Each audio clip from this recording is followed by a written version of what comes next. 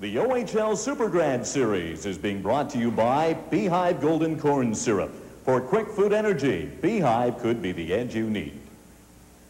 Our OHL Super Grad of the Week, a former member of the Kingston Canadians, now known as the Kingston Raiders, and a star with the Los Angeles Kings, Bernie Nicholls.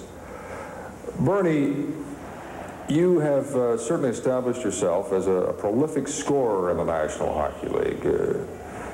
Did the game come easy to you even as a youngster growing up in Halliburton?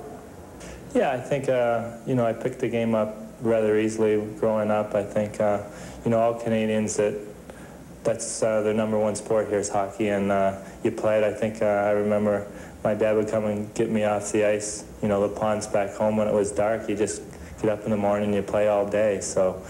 All right, you played your minor hockey in Halliburton, then you went to Junior B in Woodstock, and it was from there that you were drafted by Kingston of the OHL, and as I recall, I think it was the 6th round overall. Well, I was only 16 then, and we didn't do well. I think we were out in February in Woodstock. We never made the playoffs, so they didn't really know what they were getting into, but, you know, fortunately for them, I turned out to be all right.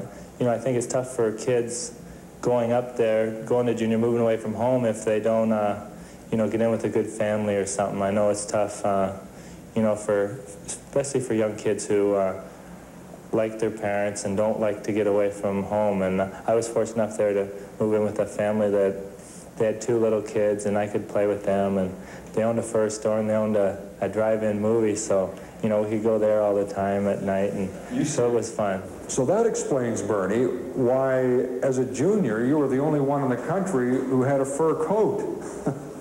You know, I was fortunate enough to live with someone who owned a fur store, and, you know, they basically give it to me, so, you know, I'm not a stupid person. I'm going to wear it back here. It's pretty cold. Now, Kingston had a terrific team. In fact, some people thought you had a chance to go all the way to the Memorial Cup, but that didn't happen. We had, I think, all our defensemen, 4 of our defensemen were all first-rounders, and Mike Moffat was, I don't know what round he went to Boston, and, geez, we had good offense, and I don't know what happened. We run into Sault Ste. Marie, and they had, Terry Chris was their coach. They're a great coach, as he is now, and they upset us. John was the goalie, too, and everybody knows what John can do, so, geez, we were shocked. Now, the LA Kings drafted you on the 4th round, the 73rd player picked. I've got to ask the obvious question. Why so late? Yeah, well, the same Luc Robitaille, I think he was 9th round, you know, and I guess fortunate for for LA that we turned out all right. But I think both of us were underage, and that was kind of, my year was the first year for that, so, you know, I was only 18, I guess, when I did get drafted, and, you know, they didn't really know what they were getting into with the younger kids. A lot of times they don't pan out, but... But you only spent a part of 1 season in the minors with New Haven. The Kings called you up, and you went on a scoring splurge. It took me 9 games first before I got my first goal, so they were a little worried, but I got 2 shorthanded goals in Colorado against Glen Rush one night, and then from then on, I went back home and scored 3 hat tricks in 3 nights. Bernie, let's talk about the trade. Wayne Gretzky to the Los Angeles Kings. Were you as shocked as everybody else was? I know the owner quite well, and I was in seeing him one day, and he told me about it, that, you know, we're thinking on maybe making a deal for Wayne, and, you know, I kind of You knew about this in advance? Well, yeah, but, you know, he said, you know, he's a businessman, and, you know, he's a hard-working guy, but I kind of laughed about it, you know. I thought, well, that'd be great, but they're not going to do that. But then I'm back home, and the rumors start coming again, and I was out at Bob Cole's golf tournament out east, and Marty McSorley. I was with Marty when it happened. I was with Marty when they told him.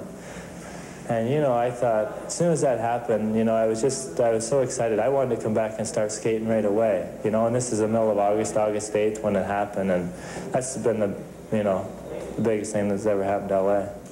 As I mentioned, you might be the best-kept secret in the NHL. A lot of people don't know who Bernie Nicholls is. But you check the statistics, and every year it's 40 goals, 40 goals, 40 goals. Wouldn't you like to get more recognition? Well, I think I will now. I feel, in the past, it's always, like I say, when you're playing well, you know, you're up here, and the team's doing bad, and it doesn't take long for them to drag you down, you know. So I think, you know, playing with Wayne, better players always get the best out of you, and he's going to get the best out of everybody. So, you know, this is the way it should go all year.